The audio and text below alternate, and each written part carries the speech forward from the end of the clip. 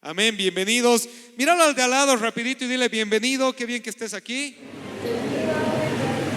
Si no tienes nadie al lado, mira al de atrás, al de adelante. Alguien tienes cerca de ti que le puedes decir bienvenido, gracias por estar aquí. ¿No ve? Ahí Fabri, dile al Bruno bienvenido, Bruno, dile eso, buenísimo. Nati, a doña Feli le puedes decir bienvenida, gracias por estar aquí, excelente, listo, ok.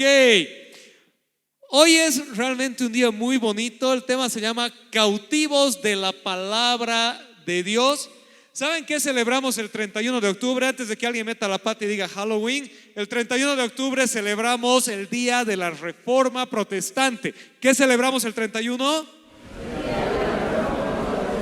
Exactamente. Entonces la Reforma Protestante tradicionalmente se sitúa el inicio en 1517, ¿sí? Cuando Martín Lutero clava sus tesis en la puerta de la catedral. Y es tiempo de que nosotros como evangélicos recuperemos, algo pasó con el sonido, ¿no? Recuperemos nuestra herencia protestante. Ya, ok, vamos a hablar entonces un poquito de nuestra herencia protestante. ¿Sabes qué? Nosotros somos evangélicos, esa es nuestra identidad, nuestra identificación. Cuando te dicen ¿qué tipo de iglesia eres? Le dices soy evangélico. Y los evangélicos somos una rama de la iglesia más grande, de un paraguas más grande que es la iglesia protestante. Y la iglesia protestante es una rama de un árbol más grande que es el cuerpo de Cristo, la iglesia de Dios. Amén, ¿estamos aquí? ¿Me están siguiendo? Sí. Pero como evangélicos nos paramos en una tradición muy larga. Todos nosotros los evangélicos afirmamos y creemos lo que los concilios históricos de la iglesia determinaron acerca de la fe cristiana. Afirmamos la Trinidad de Dios, afirmamos que Jesucristo es Dios hecho hombre, una persona con dos naturalezas, 100% divino, 100% humano, que murió en la cruz tomando nuestro lugar, que nació de María Virgen, que murió y fue enterrado y que resucitó al tercer día y vive para siempre. Afirmamos que el Espíritu Santo es Dios igual que el Padre y el Hijo, y que viene y habita en nosotros y nos da nueva vida. Todo eso lo afirmamos como cristianos evangélicos porque nos paramos sobre los pilares de la tradición histórica de la fe cristiana. Amén, ¿me están siguiendo? ¿Sí? No es que la iglesia evangélica nació ayer. La iglesia evangélica es una rama de la iglesia cristiana histórica. Ahora también nosotros nos paramos sobre los pilares de la Reforma Protestante. En el siglo XVI hubo un movimiento dentro de la iglesia en ese tiempo católica de una serie de líderes cristianos que querían reformar la iglesia desde adentro. Se dieron cuenta que la iglesia romana se había apartado de la fe histórica, se había apartado de la palabra de Dios, y quisieron hacer una reforma desde adentro. Quisieron hablar con el liderazgo de la iglesia y decir tenemos que retornar a los principios de la fe. Lamentablemente en ese momento la iglesia romana no estaba abierta a escuchar ni a poderse arrepentir de algunas cosas. Entonces esta reforma tuvo que suceder desde afuera, y la iglesia protestante se separó entonces de la iglesia romana, y por eso después de una serie de situaciones recibieron el nombre de protestantes, porque elevaron una protesta ante la injusticia del poder de la época. Amén, ¿me están siguiendo? ¿Sí? Y entonces la iglesia protestante marcó 5 pilares de la fe que se llaman sola fe, sola gracia, sola escritura, solo Cristo y solo a Dios sea la gloria. ¿Pueden repetirlos conmigo? Sola fe, sola gracia, sola escritura, solo Cristo, solo a Dios sea la gloria. Una vez más, sola fe, sola gracia, sola escritura, solo Cristo, solo a Dios sea la gloria. Si quieren profundizar un poquito más sobre esto, tenemos en YouTube una serie que se llama Las 5 Solas, donde conversamos con otro pastor de aquí de Cochabamba acerca de estos 5 pilares de la fe. Hoy no vamos a repasar los 5 pilares de la fe, sino que vamos a recordar uno de estos pilares y la importancia para nosotros. Nuevamente, como evangélicos, nos paramos en los pilares de la historia de la fe cristiana, la historia de la fe protestante y la historia de la fe cristiana de toda la vida. ¿Amén? ¿Me están siguiendo? Ok, el más famoso de los reformadores, tal vez el primero, el más conocido, fue Martín Lutero. En 1521, Martín Lutero fue llevado a juicio. Y en ese juicio literalmente se jugaba la vida y se jugaba la reforma. Y para que no se aburran de que yo les cuente la historia, vamos a ver un pequeño videíto. Y le voy a pedir a Chris, que está afuera, si nos puede por favor poner audio de la computadora.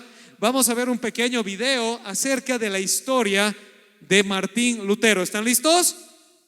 No están, ¿no ve? ¿Están listos? Sí. Ok, gracias. Vamos.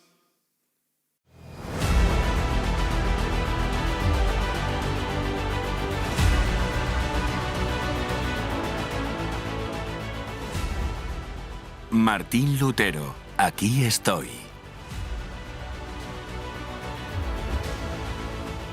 Lutero había sido convocado a juicio. Llegó a Worms el 15 de abril de 1521, provocando una gran expectación. La gente deseaba verlo. El lugar donde se hospedaba estaba constantemente repleto de gente. Deseaban pasar unos momentos con este valiente hombre que estaba dispuesto a enfrentarse a la Iglesia él solo. La presencia misma de Lutero era una victoria por sí sola, porque había sido condenado y excomulgado, y aún así le dejaron hablar en el juicio, socavando la autoridad de quien lo había excomulgado.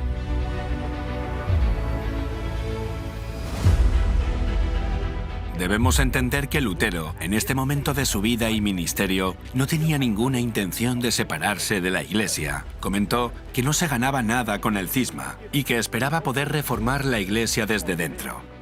Uno de los principios claves de la reforma que Lutero defendía y a lo que se aferró firmemente era que la Biblia era el fundamento de toda creencia y práctica cristiana.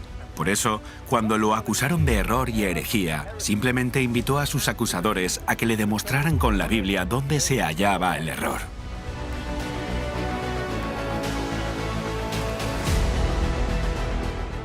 Entrando en la sala, pocos le hablaron palabras de aliento, pero un general del ejército le dijo que iba a hacer un ataque más noble que él mismo o que cualquier capitán hubiera hecho en el campo de batalla.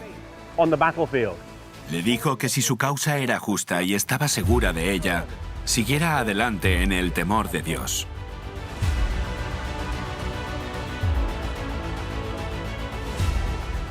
En el juicio a Lutero le preguntaron dos cosas. En primer lugar, si los libros eran suyos, y en segundo lugar, si se retractaba de ellos. Lutero contestó que los libros eran suyos, pero pidió tiempo para elaborar su respuesta y decidir si se retractaba o no. Esto convenció a la asamblea de que no actuaba por impulso, y más tarde daría más peso a sus respuestas.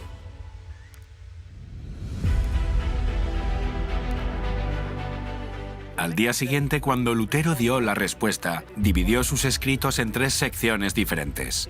En la primera sección trataba de la fe y las obras. Incluso sus enemigos declararon que estos escritos no solo eran inofensivos, sino incluso beneficiosos. En la segunda clase de libros, denunciaba la corrupción del papado. Revocarlos fortalecería la tiranía de Roma. En la tercera clase de libros, denunciaba a los que defendían los males de Roma. Aunque admitía que había sido muy duro en sus respuestas, no estaba dispuesto a retractarse. Hasta ese momento, Lutero había hablado solo en alemán. Ahora se le pidió que diera su respuesta en latín. Aunque estaba cansado, consiguió hacerlo. Esto dio más peso a su respuesta, ya que todos en la sala escucharon por segunda vez su argumento.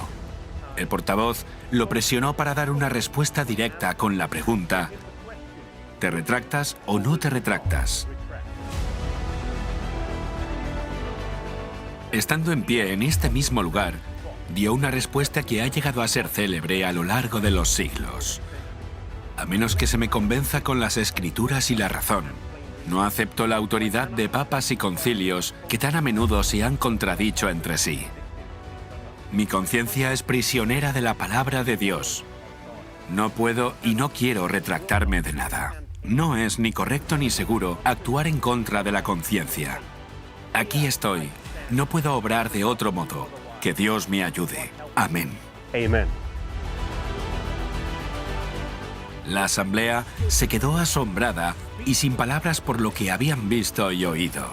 Se le preguntó de nuevo si se retractaría, a lo que contestó: Dios sea mi amparo, porque no puedo retractarme de nada.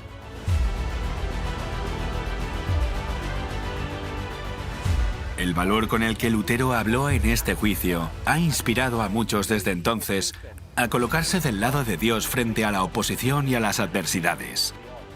En Marcos 13:9 la Biblia nos dice que un día nos tocará estar delante de los reyes y gobernantes. Seamos fieles a Dios. Si debemos dar testimonio, que lo hagamos con audacia y valentía inquebrantable, enfrentando la prueba. Bueno, entonces, esa es un poquito la historia de lo que pasó con Lutero, uno de los más conocidos, uno de los primeros reformadores. Y hoy nos vamos a enfocar en la defensa que Lutero da en el juicio en el que lo llaman, y vamos a ver por qué es importante y es relevante para nosotros hoy. No solamente porque es nuestra historia como evangélicos, de ahí nace el movimiento protestante que termina en la iglesia evangélica de la cual hoy somos parte, pero también porque es bueno volver a nuestras raíces, a recuperar aquello de donde venimos y aquello en lo que estamos parados. Vamos a leer una traducción, porque Lutero hablaba en alemán, como han visto en el video, una traducción de la defensa de Lutero. Se las voy a leer. Dice así: si no me convencen los testimonios de la Escritura y los razonamientos claros, pues no creo ni en el Papa ni en los concilios solos, ya que es cierto que a menudo se han equivocado y contradicho. Me invaden en mi conciencia los pasajes de la Sagrada Escritura que he citado y me atrapa la palabra de Dios. Por lo tanto, no puedo y no me retractaré de nada, porque hacer algo en contra de la conciencia de uno no es seguro ni saludable. Que Dios me ayude. Amén. Detrás de esto está el espíritu de en quién voy a poner mi confianza. Esto es el fondo de la respuesta de Lutero. ¿En quién voy a confiar? ¿En el hombre o en Dios? El hombre es falible, el hombre se contradice, el hombre se equivoca, y eso es evidente. Solo hay una verdad autoritativa, una verdad infalible, una verdad que no cambia, y esa es la palabra de Dios. Vamos a desglosar en 3 partes la respuesta de Lutero y vamos a empezar por el final. Lutero termina y dice: que Dios me ayude. Amén. Quiero que te pongas un momento, que te sitúes en tiempo y espacio en lo que está sucediendo. Lutero ha sido declarado hereje, no solo por la Iglesia Católica, sino por el Sacrosanto Imperio Romano. En esas épocas el imperio y la iglesia eran uno.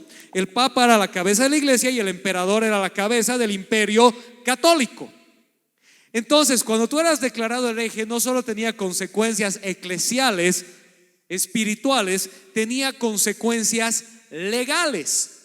El castigo para la herejía era la muerte, y el método favorito de ejecutar ese castigo con los herejes era la hoguera. Literalmente era que te amarran un palo y te hagan fogata. Cuando Lutero se para delante del emperador y el enviado papal, porque el papa no fue un enviado, da su defensa, y esta era la pregunta que le hicieron a Lutero: ¿has escrito estos libros, sí o no? Sí. ¿Te retractas de lo que has dicho en los libros, sí o no? No. Que Dios me ayude. Porque el resultado de eso era la condena de herejía y muy probablemente la muerte, y la muerte en la hoguera. Tal vez el segundo método de muerte más terrible después de la crucifixión. Son 2 métodos diseñados para que duela y dure harto tiempo. Esta exclamación de Lutero de que Dios me ayude no era cualquier cosa. los documentos de la época dicen que él termina de dar su defensa y es como que se desinfla y cambia la voz y dice: ¿qué acabo de hacer? Que Dios me ayude. ¿Me entiendes? ¿Sí? Es como cuando viene alguien y le dice a su chica: ¿te quieres casar conmigo? Y le dice sí, y luego se da cuenta y dice: que Dios me ayude. ¿En qué me estoy metiendo? Cayó en sí, pero se mantuvo firme. Y le volvieron a preguntar: ¿seguro que no te retractas? No puedo retractarme de nada. Parado sobre la fe en la Escritura, Lutero afirmó lo que con toda probabilidad iba a ser su sentencia de muerte. No estamos haciendo un día de clase de la vida de Lutero, pero vamos a ver que Dios providencialmente movió cosas para que él pueda escapar. Y sí, Lutero murió de viejo, logró sobrevivir, pero no fue el destino ni la suerte de la mayoría de sus seguidores o de otros reformadores. Muchos de ellos murieron por la espada o por la hoguera. Después de darse cuenta de lo que Lutero hizo y de dejarnos ese ejemplo a nosotros, cuando alguien viene y te dice: esta es tu creencia, ¿te retractas o no? ¿Qué le vas a decir? Y vamos a estudiar eso hoy día. La primera parte de la respuesta de Lutero: la Escritura y la razón. Y esto es importante porque como creyentes evangélicos tenemos que entender qué es y qué no es sola Escritura. Porque muchas veces los evangélicos lanzamos la frase sola Escritura y confundimos lo que es biblicismo con lo que es sola Escritura. Y ahorita vamos a ver qué quiere decir eso, y esto es lo que quiero que entiendan. Leamos nuevamente la respuesta de Lutero, que dice así: si no me convencen los testimonios de las Escrituras y los razonamientos claros, y luego añade, invaden en mi conciencia los pasajes de la Sagrada Escritura y me atrapa la palabra de Dios. Pueden leer conmigo la primera parte, las primeras comillas, a la 1, a las 2 y a las 3, vamos.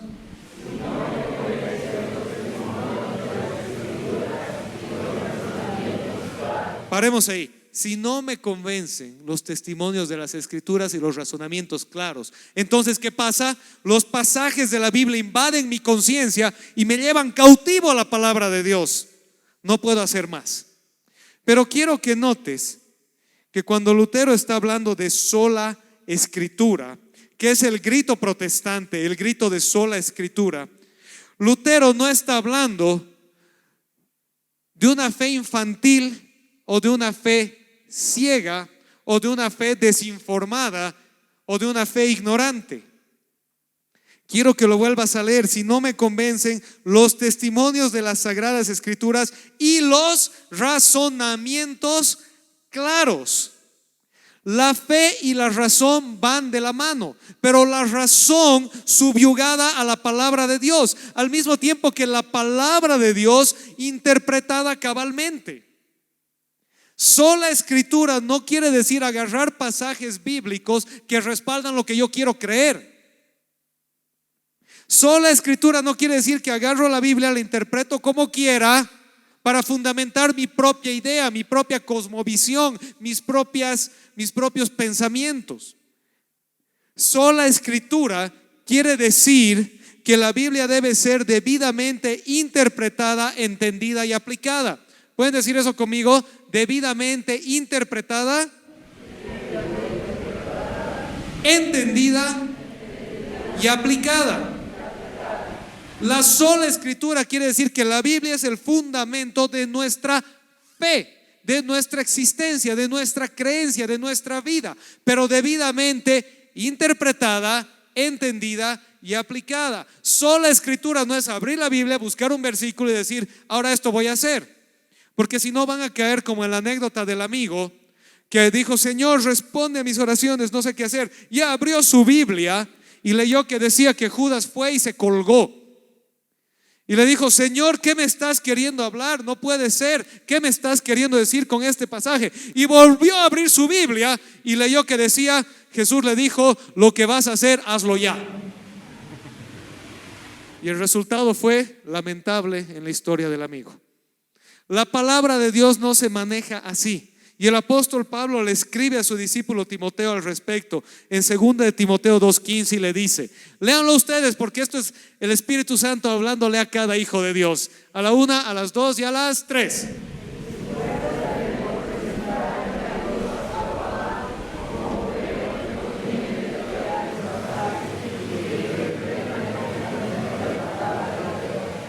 Esfuérzate por presentarte a Dios aprobado, como obrero que no tiene de qué avergonzarse y que interpreta rectamente la palabra de verdad.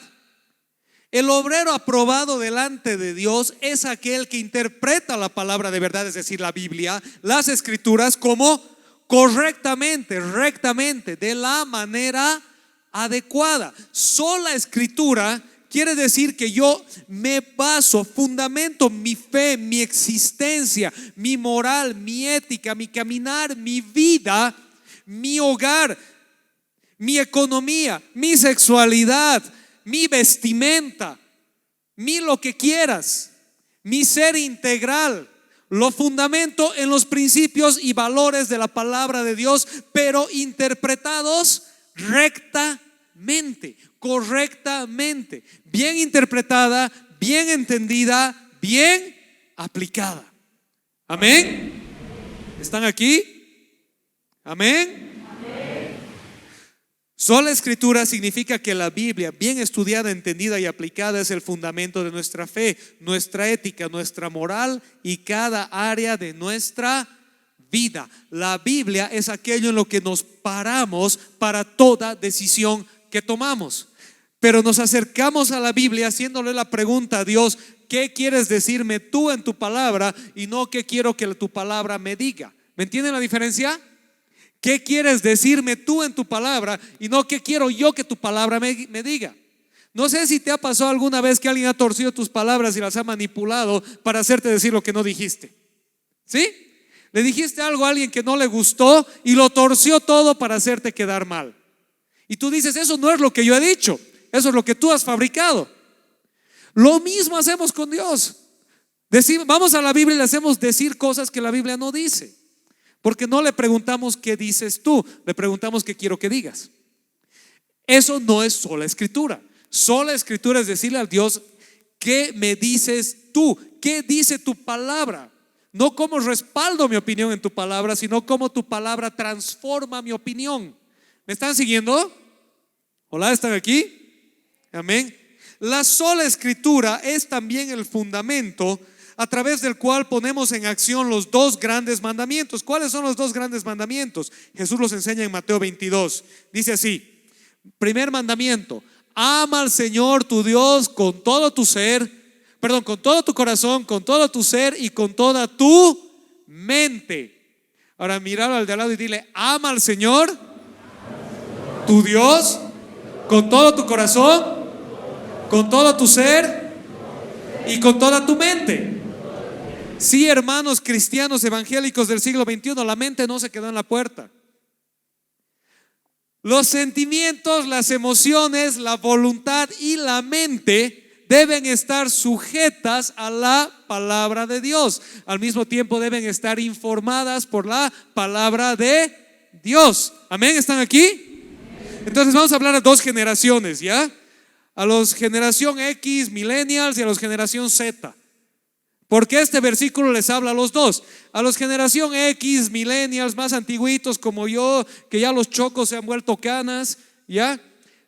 A la generación que le encantaba amar a Dios con su corazón, pero no le gustaba subyugar su mente al Señor.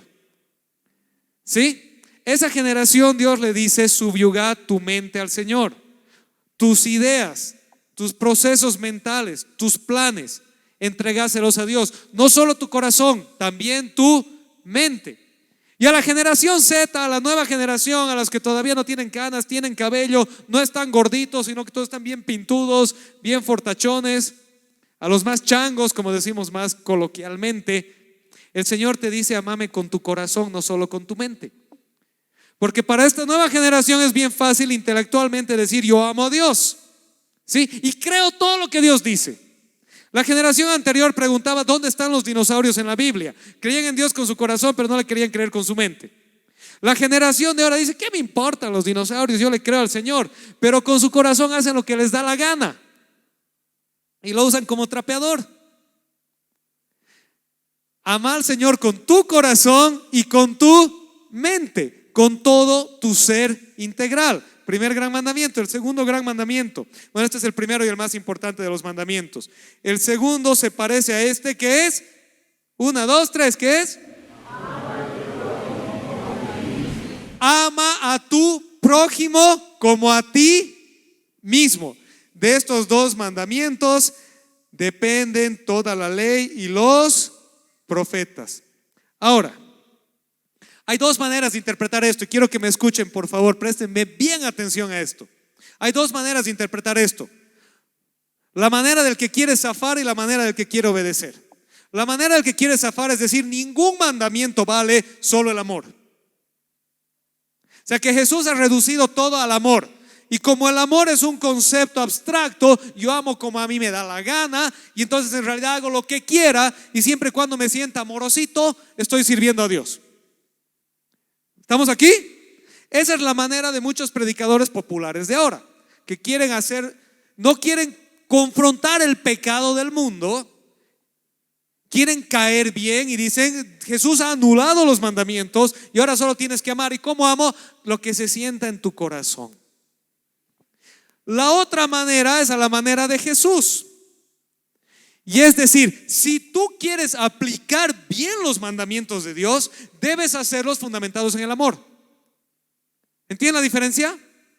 Jesús no está diciendo no hay más mandamientos que el amor. Está diciendo: de estos dos mandamientos dependen toda la ley y los profetas. ¿Quieres aplicar bien la ley de Dios en tu vida?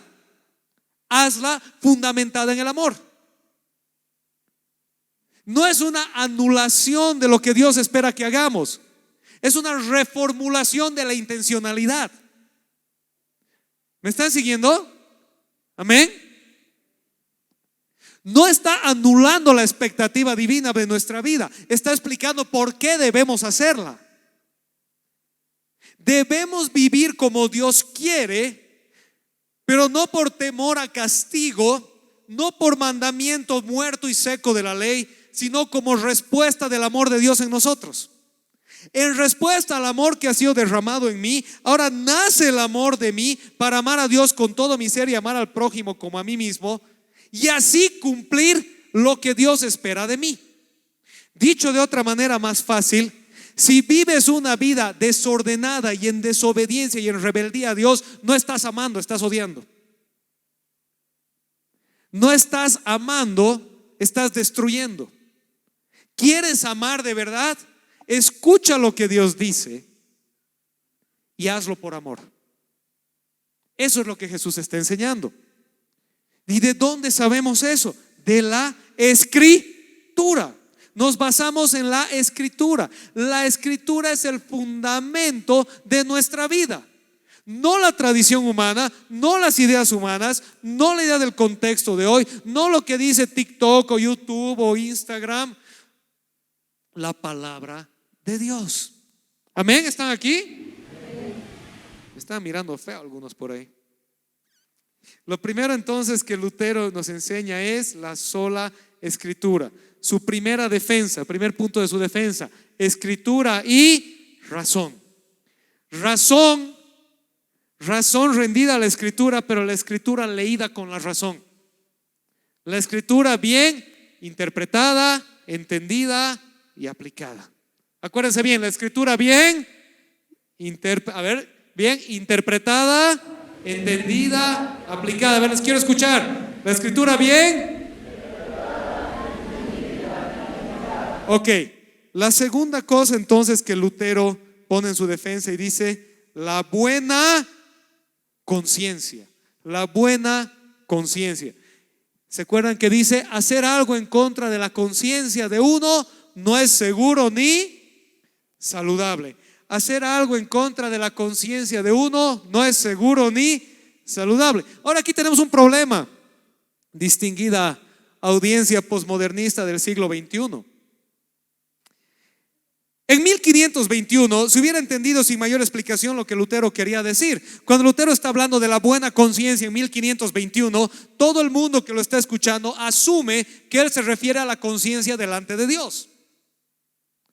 ¿Me entienden? En su marco referencial no había buena conciencia ajena a lo que Dios manda. O sea, por definición, buena conciencia era la conciencia sujeta a Dios. ¿Me van siguiendo? ¿Sí? Pero lamentablemente en el siglo XXI ya no somos así, ¿no ve? En el siglo XXI ya no entendemos eso. Y entendemos buena conciencia como todo lo que a mí me gusta y me hace sentir bien. ¿Sí? Entonces, cuando Lutero habla de la conciencia de uno, está hablando de la conciencia guiada por el Espíritu Santo, fundamentada en la palabra de Dios y movida al arrepentimiento y la fe. La buena conciencia es la conciencia que está guiada por el Espíritu Santo, fundamentada en la palabra de Dios y movida al arrepentimiento y la fe. Esa es la buena conciencia. La buena conciencia, en otras palabras, no tiene nada que ver conmigo o contigo. Tiene que ver con Él. ¿Estamos acá? ¿Hola? ¿Amén? La buena conciencia no tiene nada que ver conmigo o contigo, tiene que ver con Él.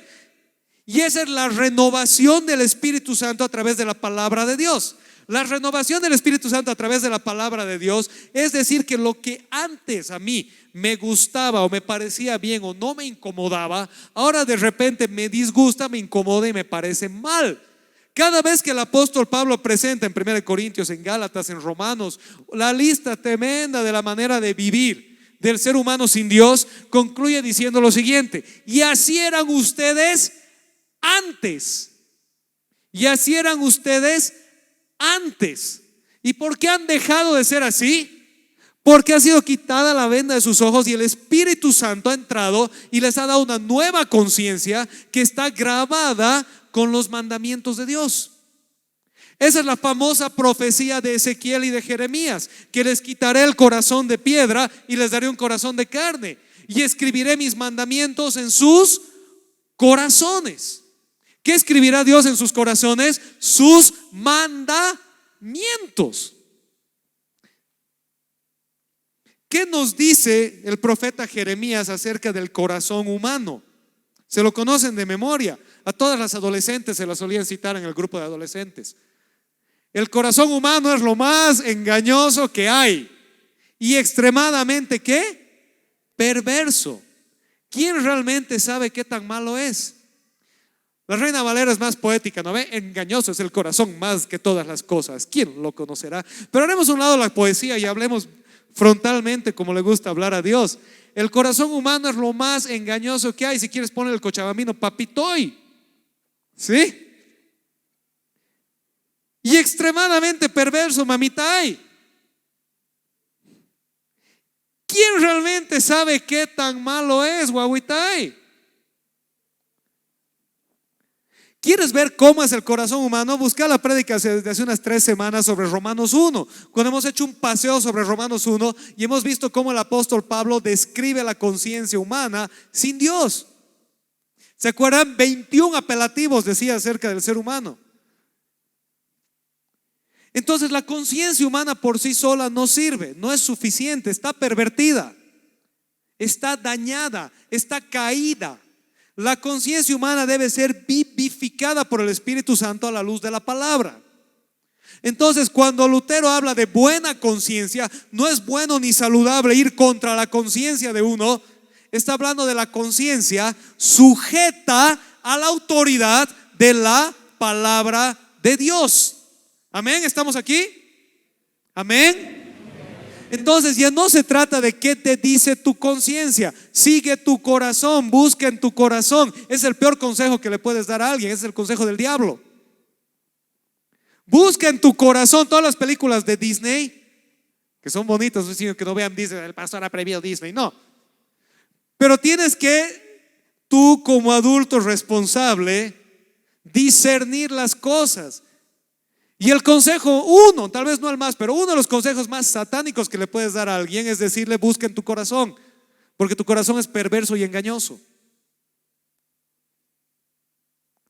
Busca en el consejo de Dios, Busca en la palabra de Dios.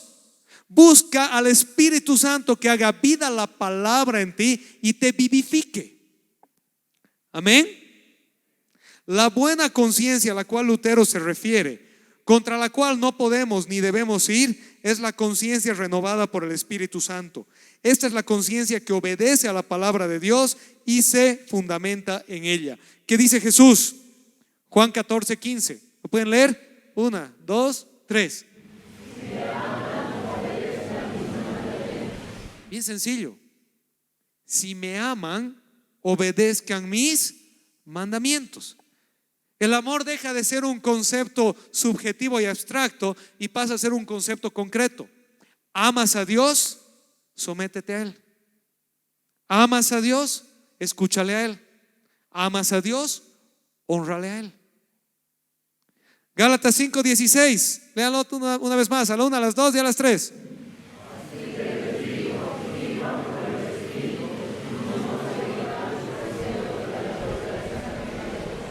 Vivan por el Espíritu y no seguirán los deseos de la naturaleza pecaminosa. Y vuelves a encontrar esta amalgama en la Biblia: espíritu y escritura, espíritu y escritura. Si lees la escritura sin el Espíritu es letra muerta. Pero si dices yo dependo del Espíritu Santo como una cuestión metafísica abstracta, New Age, no estás dependiendo del Espíritu Santo, porque el Espíritu no se contradice y ya habló en su palabra. Amén. Amén. Entonces vamos a concluir. Les voy a pedir que se pongan de pie, por favor.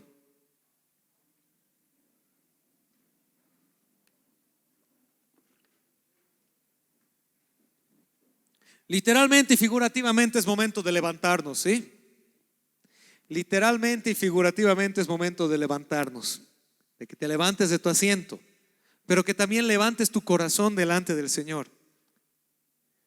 El grito de la reforma de sola escritura es hoy más relevante que nunca. Hoy más que nunca tenemos que pararnos en la palabra de Dios y decir como Lutero: solamente la escritura y el razonamiento me convencen y no puedo ir en contra de mi conciencia. Quiero dejarles estas 3 ideas. Una iglesia sin conocimiento bíblico es una iglesia anémica. ¿Entienden todo lo que es anémica, no? Con anemia, sin energía, sin fuerza, débil. Una iglesia sin conocimiento bíblico es una iglesia malnutrida. Una iglesia sin sana doctrina es una iglesia débil. Y una iglesia sin buena conciencia es una iglesia muerta.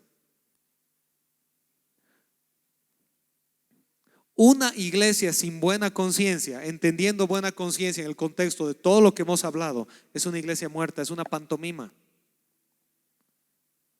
¿Por qué nos confrontan cuando pecamos? ¿Por qué el pastor o el líder me llama a su oficina? ¿Por qué molestamos a los líderes con que vivan a la luz, vivan en transparencia y caminen delante de Dios? Porque no hemos sido llamados a ser como los fariseos, que imponen cargas al pueblo que ni ellos mismos pueden llevar. Hemos sido llamados a ser discípulos de Cristo, que se rinden delante de Él y son hijos de luz. Para eso tenemos que tener conocimiento bíblico, sana doctrina y buena conciencia. Conocimiento bíblico, sana doctrina y buena conciencia. El mundo te invita a tener tu fe en tu casa y vivir afuera como si la fe no importara. Dios te invita a ser un agente de transformación en medio de este mundo de maldad. La fe no es privada, la fe no es para tu casa, no es para el domingo. La fe es quien eres. La fe es quien eres. ¿Qué pasa si alguien viene y te dice: mira, puedes ser el papá de tu hijo en tu casa, pero cuando sale de tu casa ya no eres su papá? La paternidad aplícala en tu casa, no la apliques en la calle. ¿Qué pasa si alguien viene y te dice: eres esposo o esposa en tu casa, pero en la calle eres soltero? Tu identidad no la vives así, ¿verdad? No eres cristiano en tu casa. Eres cristiano y punto. Y tu fe se aplica en todo contexto, en todo momento, en todo debate, en todo criterio y en toda situación. Porque es quien eres, es en quien has creído, es quien te ha salvado, es quien te ha dado vida. Pero si nuestra vida no está fundamentada en la palabra de Dios y nuestra conciencia no está dirigida por el Espíritu Santo, ¿cómo seremos buenos discípulos de Cristo? ¿Cómo seremos buenos discípulos de Cristo si ignoramos lo que Él ha dicho y no escuchamos lo que Él dice? Así que, hermanos, hoy es momento de decir junto a Lutero: esta es mi fe, esta es mi conciencia. Nada ni nadie hará que me eche para atrás. Dios me ayude. Amén. Vamos a decirlo juntos, con convicción, como buenos evangélicos, herederos de la iglesia histórica y creyentes en Cristo Jesús. A la una, a las dos y a las tres. Esta es mi fe. Paren. Con convicción, no como niños castigados en la hora cívica, ¿ya? Con convicción, afirmando quién eres. Una, dos, tres. Esta es mi fe. Esta es mi conciencia. Nada ni nadie hará que me eche para atrás. Dios me ayude. Amén. ¿Por qué dices Dios me ayude? Porque al mundo no le va a gustar. Porque no va a ser fácil. Porque cuando vayas al colegio y le digas mi hijo no va a participar de los rituales del Día de los Muertos, te van a mirar raro. Cuando vayas y digas no, la clase de educación sexual, yo tengo algunas observaciones al respecto. Para empezar, que ningún adulto tiene ningún negocio en tener que ir a hablar a un niño de 6 años acerca del sexo. Te van a mirar raro. Cuando vayas y digas yo soy amigo de todos pero no apruebo las actitudes de todos, te van a decir es que los odias. No, no los odio, los amo. Pero porque los amo, digo la verdad. Porque el verdadero amor, el amor de Dios, es el amor que sigue sus mandamientos, no que se hace al loco y deja que marchemos felices al infierno. Y te van a mirar mal. Y cuando digas me voy a quedar en mi casa y no me voy a divorciar, cuando digas mi esposo y mi esposa no son controladores, sino que nos amamos y nos debemos el uno al otro, y llevamos con orgullo nuestra relación de amor, te van a mirar raro.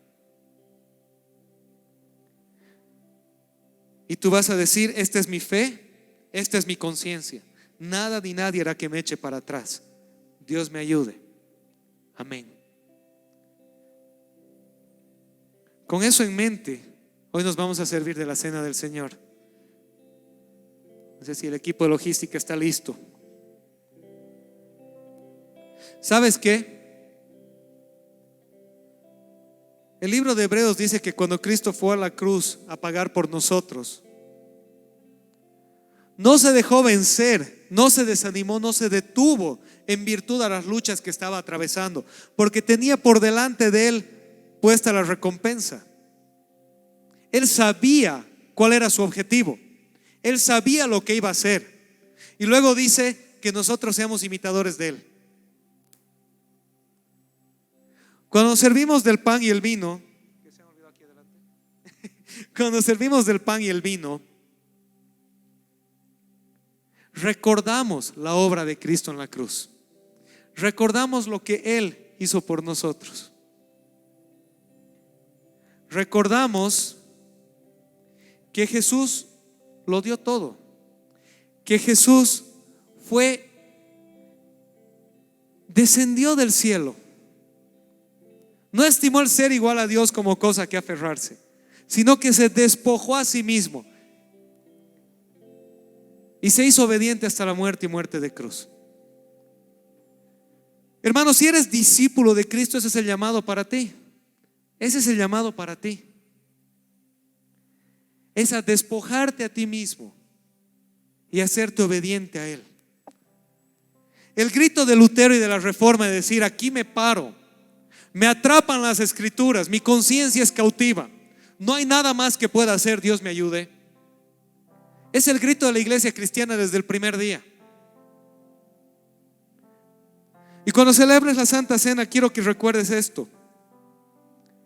Quiero que recuerdes que Cristo dio el ejemplo. pagó nuestros pecados delante de Dios, tomó nuestro lugar en la cruz y lo hizo de palabra y de hecho. Y ahora recuerda tú mismo. Vamos a repartir por favor la Santa Cena, amigos. Cuando Jesús tomó el pan en su última cena con los discípulos, les dijo: este es mi cuerpo que por ustedes es entregado. Hagan esto en memoria de mí cada vez que se reúnan. El apóstol Pablo en 1 Corintios 11 dice: yo también les transmito a ustedes lo que yo recibí, que el Señor Jesús, la noche que fue entregado, tomó el pan y lo partió y dijo: esto es mi cuerpo que por ustedes es entregado. Durante toda la historia de la iglesia ha celebrado este momento recordando la obra de Cristo en la cruz, recordando el extremo al que Dios fue en favor nuestro, a darse a sí mismo por nosotros. Recordamos que Jesús dijo: no hay mayor amor que este, el dar nuestra vida por nuestros amigos. El mayor amor, lo máximo que puedes dar, lo único que puedes dar que no vuelve atrás, es tu vida. Y Cristo la dio por nosotros. Y cuando nos servimos del pan recordamos eso, que fue un grande precio el que fue pagado por nuestra redención. Fue un grande precio el que fue pagado por nuestra redención. Porque estés aquí hoy y celebres junto a millones de cristianos en todo el mundo el hecho de que eres redimido, de que eres aceptado, de que eres amado, de que eres restaurado, de que Dios fue al extremo de darse a sí mismo por ti. Nos vamos a servir del pan teniendo esto en mente, el extremo del amor de Dios por nosotros. Señor, te damos gracias el día de hoy. Gracias por tu infinito amor, porque tú no eres un Dios que simplemente deja mandamientos y se va. No eres tampoco un Dios que nos deja en las tinieblas sin un camino. Tú eres el Dios que descendió y vivió entre nosotros y vimos tu gloria. Y nos enseñaste el camino y dijiste: yo soy el camino y la verdad y la vida, y nadie viene al Padre si no es por mí. Lo diste todo por nosotros. Tan grande fue tu amor. Pero no nos dejaste solo. Como tú dijiste, enviarás al Consolador, y el Consolador traerá a nuestra memoria aquello que tú enseñaste. Y así nos dejaste con tu palabra la luz a nuestro camino, y con tu Espíritu Santo que sella esa palabra en nuestros corazones. Gracias, Dios, por tan grande amor. Los recordamos hoy en el nombre de Jesús. Amén. Vamos a servirnos el pan.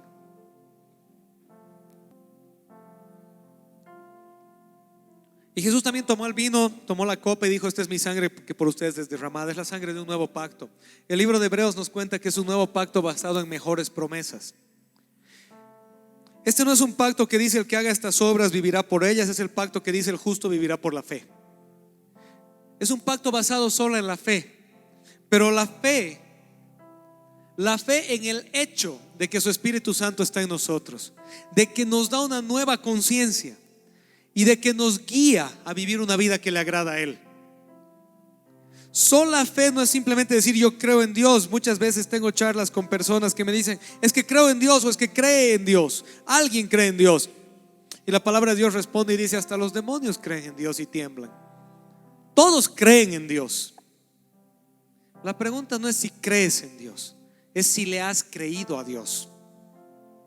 El que le ha creído a Dios le va a amar, le va a obedecer, le va a seguir, porque ha puesto su confianza en Él. Y así como recordamos en el pan que todo fue consumado en la cruz, al tomar el vino recordamos también que todo nos fue dado. Y ese todo no es otra cosa que el Espíritu Santo en nosotros, que la comunión con Dios y que la capacidad de tener una nueva vida en Cristo, que nos guía a vivir una vida agradable a Él. Así que vamos a orar y nos vamos a servir del vino. Amado Dios, te damos gracias el día de hoy, porque tú en este nuevo pacto, Señor, no solo nos das promesas hermosas de vida futura, sino que también nos das hermosos regalos en la vida presente. El regalo de poder vivir una vida que te agrada a ti, de dejar atrás la vieja vida, el pecado, el desorden, la perversidad, el engaño, y vivir una vida de comunión íntima contigo, en orden, en obediencia, en amor verdadero, en fe, en entrega y devoción a ti. Gracias, Dios, porque no es en nuestras fuerzas, es en el poder de tu Espíritu Santo, a la luz de tu palabra. Te damos gracias, amado Padre, en el nombre de Jesús. Amén. Vamos a servirnos del vino.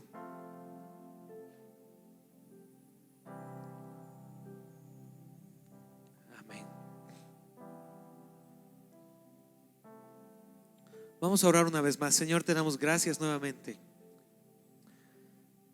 Gracias, Señor, por tu amor, tu redención, tu cuidado. Señor, que hoy levantemos nuestros corazones, nuestras mentes, todo nuestro ser delante de ti. Te amemos con todo lo que somos, y de ese amor fluya para amar al prójimo como a nosotros mismos. Pero todo esto fundamentado en tu palabra, en tu verdad, en tu revelación, en tu luz. Que no andemos como barcos a la deriva, sino que seamos obreros aprobados, que no tienen de qué avergonzarse, que interpretan rectamente la palabra de verdad. Esta es nuestra fe, esta es nuestra confesión. Ayúdanos, Señor. Amén. Qué hermoso tiempo juntos en la presencia de nuestro Dios. Ha sido de mucha bendición para mi vida y espero que haya sido de mucha bendición para la tuya. Te invito a que puedas visitar nuestras redes sociales. Nos vemos el próximo domingo. Dios te bendiga.